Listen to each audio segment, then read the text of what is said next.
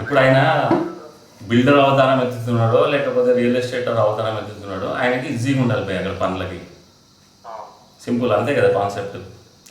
నీకు ఇన్ని ఇయర్స్ మరి ఆ థాట్ ఎందుకు రాలేదు? సరే పక్కన ఆయనకి 1 lakh అడ్వాన్స్ ఇచ్చేసిందంట, దానికి రెంట్ నాకు చెప్పాలి కదా. ఇప్పుడు దాన్ని క్లోజ్ చేసేస్తున్నాం. ఇప్పుడు ఆఫీస్ మొత్తం షిఫ్టింగ్ చేసేస్తాను నేను బలవంతంగా అని చెప్పి వాళ్ళు పంపిస్తే పొద్దున సతీష్ ఫోన్ చేసి సార్ మీరేమో షిఫ్ట్ చేద్దాం అంటారు, సార్ ఏమో అన్ని తీసేయమంటాడంటే ఎట్లుంటుంది పోయి?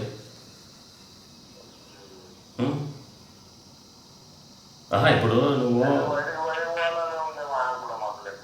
అదే ఇప్పుడు ఇదంతా లొల్లు అయితే ఏంద్రా భయ్ నాకు అర్థం కాదు. ఏంద్ర నువ్వు స్ట్రేట్ ఫార్వర్డ్ చెప్పింది కథ అని చెప్పి ఓపెన్గా అడిగినా.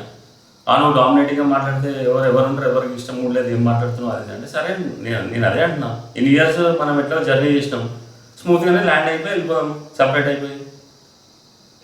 ఇప్పుడు ఇన్ని ఇయర్స్ జర్నీ అయినప్పుడు ఆ డివిజన్ అప్పుడు నీకు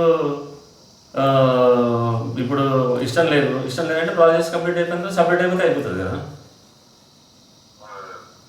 నువ్వు ఏమంటాడు దానికి ఇప్పుడు అట్లనే చేద్దాం ఎవరికి ఇష్టం కూడా లేదు ఉండడానికి అది అంటే.